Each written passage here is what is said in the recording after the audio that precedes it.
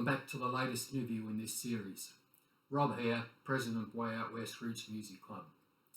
Last interview I promised that we would have a chat to Caliordi. Well, on reviewing the footage from last year, it's come across as a little blurry, so I might put that one on hold for a while. But don't be disappointed. Today I've got an interview with Geoff Achison. Geoff spoke to us for well over an hour last year, and so I've decided that we'll do this one in two parts. So sit back and enjoy Mr. Geoff Achison, and please don't forget to subscribe.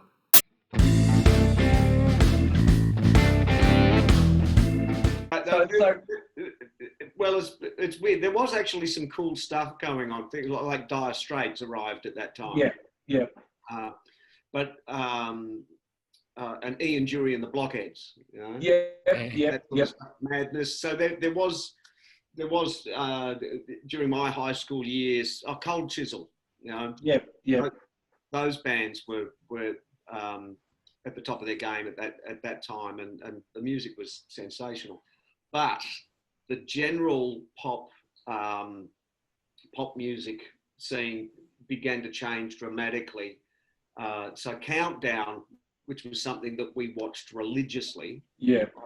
I do remember that period from about 1980 onwards, getting less and less enthusiastic about watching Countdown, getting more and more frustrated with what I considered to be crimes against music. Yeah, both my mum and dad are very keen music lovers, and they both had very different tastes. So my dad was a jazz fan, huge fan of jazz. So and anything from Dixieland to trad and to bebop to a lesser extent. But he'd buy all the albums by the Brian May Melbourne Show band, you know, and they were the kind of things that were played at home. And whilst my mum was into classical, she had lots of classical music, which we got to know quite well. And then now and again, she would delve into the music from her teenage years, which was Gene Vincent and the Blue Caps. Yeah. Bobby Darin and things like that, you know, and Little Richard. I remember putting on Tutti Frutti. She had the single that we're going through her records, and she had the single of Tutti Frutti by Little Richard. I remember that, putting that on, and I thought it was hilarious. We weren't pushed to do such a thing, but if any of us showed interest, it was strongly encouraged from mum and dad. They were very excited to see that one of it. And I've got two brothers and two sisters, so there's five of us. And my older brother and my older sister and I, we did go to the brass band with Dad. I think my sister was initially interested in, because she was going to go to the brass band with Dad and take up an instrument. My brother and I were asked if we'd be interested, and we said, "Oh, yeah, all right." Yeah. Like that. But so I had a cornet. I was given a cornet and had a go at that, and I just didn't take to it. I gave it a good go. I was keen to learn, but it just wasn't my instrument. I had a go at drums. I had a go at saxophone. I had a go at harmonica, and whilst I was I loved the idea of learning to play an instrument, but I persevered for a short time and then gave up. Look, so I tell the story in my gigs sometimes, but look, I was basically sprung by the old man. And like I say, I was very young, so I'd had this history of picking instruments up and having a go at them, but I was almost afraid to attract anybody's attention, because then I'd get shipped off to lessons. And it was when I got shipped off to lessons or given a book that I'd start to get bamboozled, because I was told I had to do it a certain way, and that would, and I think in retrospect, that is what was sort of putting up the roadblock for me. You know, suddenly I couldn't relate to it, or it wasn't enjoyable. and so as a 9-year-old or 10-year-old, whatever I was, I used to sneak under the stairs and get mum's old guitar off the peg, and I'd just sit there and just mess around with it. And I got sprung. I got sprung by the old man. He must have heard something it was in the closet underneath the stairwell in the house. It was this big closet space, loads of junk in there, including that guitar. So he must have heard it.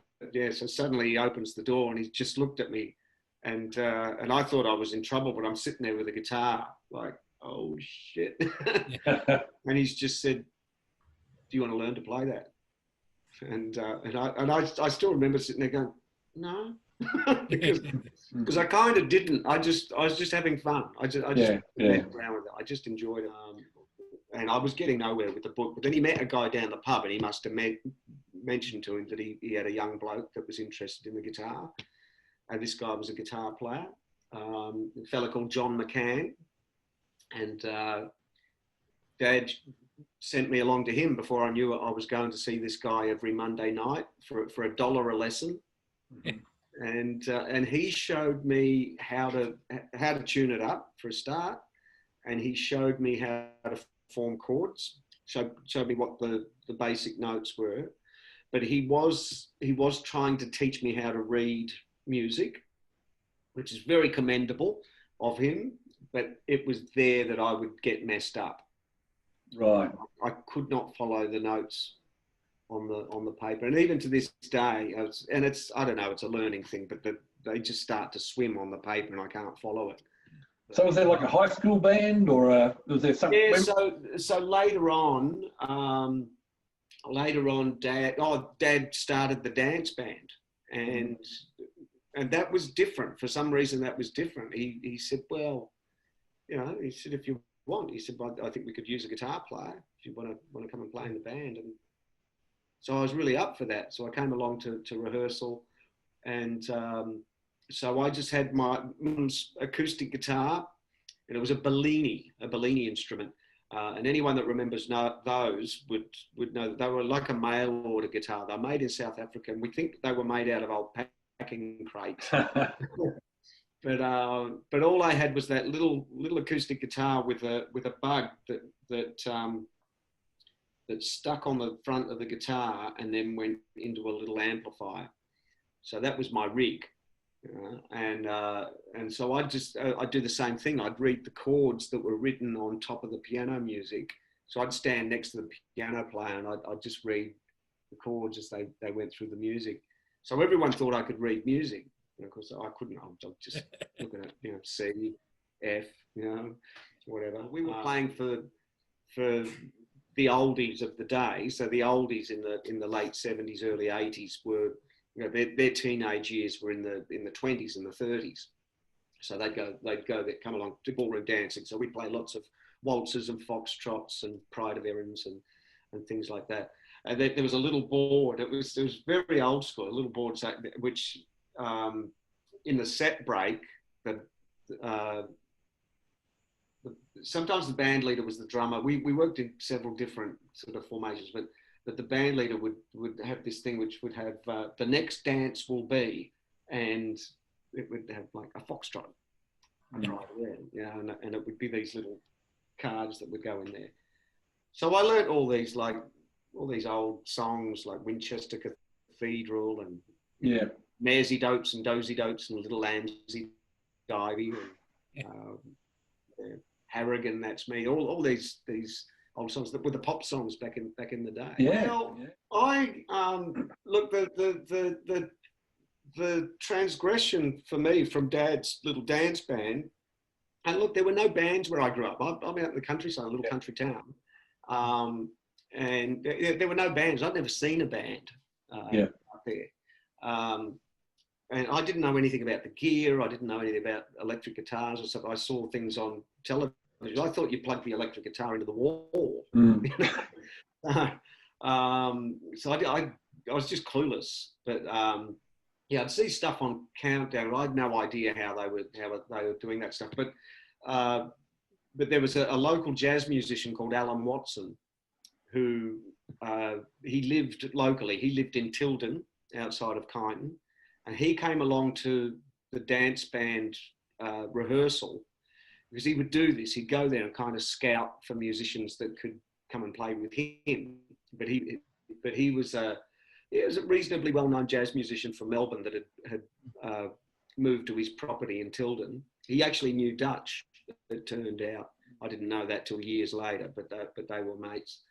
And so Alan, beautiful man, he came along and he just had a listen.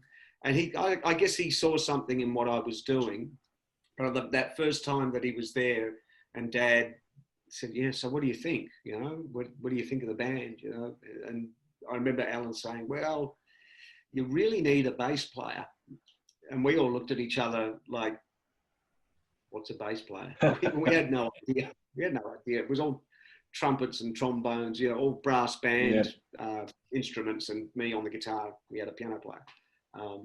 And we had a drummer. The guy usually played a side drum, but he had the kid there. So he said, "Yeah, you need a bass player." So the next week, my old guitar teacher was selling an amplifier, and I really wanted a guitar amp, like a proper one, because I had this little daddy one. But he wouldn't sell it without this old bass guitar. So I wound up with this bass guitar, and I turned up to the next rehearsal. And I thought, well, this is much easier, because now I read the chords, I just play one note, and that's it. And so I started doing that. So I wound up playing with Alan. He picked me up because he needed a bass player, and I took to that fairly easily. But Alan was into, so he was a jazz guy, but he was into all kinds of like trad and bebop and even, you know, modern jazz. So we do things like he'd play me things by the Crusaders. He was even a Joe Cocker fan. Oh, wow. And so we were playing all sorts of jazz-related music. And in retrospect, there was some blues in there, but I didn't know what it was. I was just listening to all these different sounds and all these different types of tunes. And I think in my mind, the kind of band that I really wanted to be in was the ABC Melbourne Show Band, because that had the big horn section, these great arrangements, and I started to focus on the bass player, on the bass part, because this was my new instrument. And so I really got into the groove, how it's feeling. So I had about, as a result of that, I hung out with Alan. Alan's house was my conservatory of music, because he had a house full of instruments, and he'd just invite people around. The musicians from Melbourne would drop in, lots of local players. They'd just drop in, and just these spontaneous jam sessions would happen. And because I played the bass, I was in on nearly every jam session.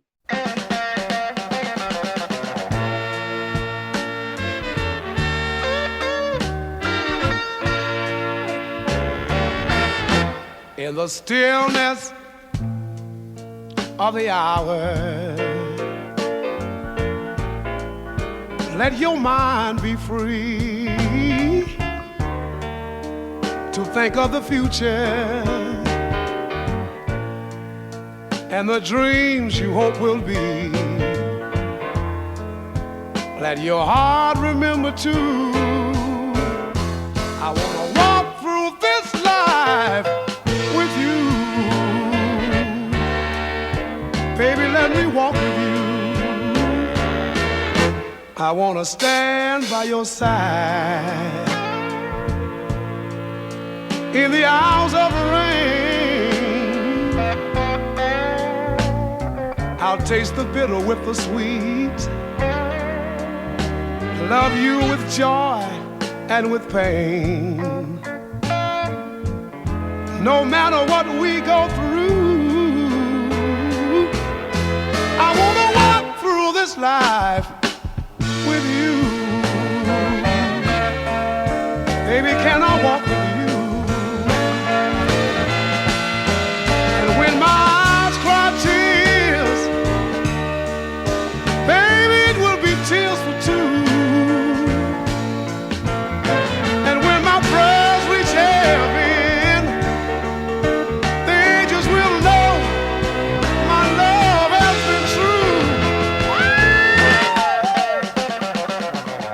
Let me follow your footprints through the spring and snow. Let me rest in your shadow when the sun is sinking low. From midnight to the morning blue, oh, I wanna walk. Let me walk through this life with you. Oh, let me walk with you.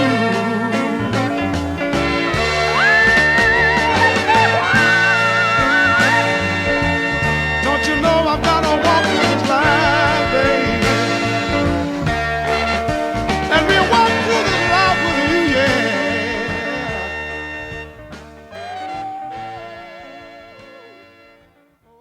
Oh, how good is this interview? Thanks, Geoff, for spending some time with us. In all the interviews that we've done so far, we've heard how family life has been instrumental in each of the artists' journey. Wow.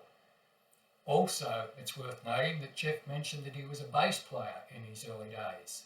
Now we can understand where his incredible groove comes from. Stay tuned for the second part of Geoff's interview next week, and stay safe.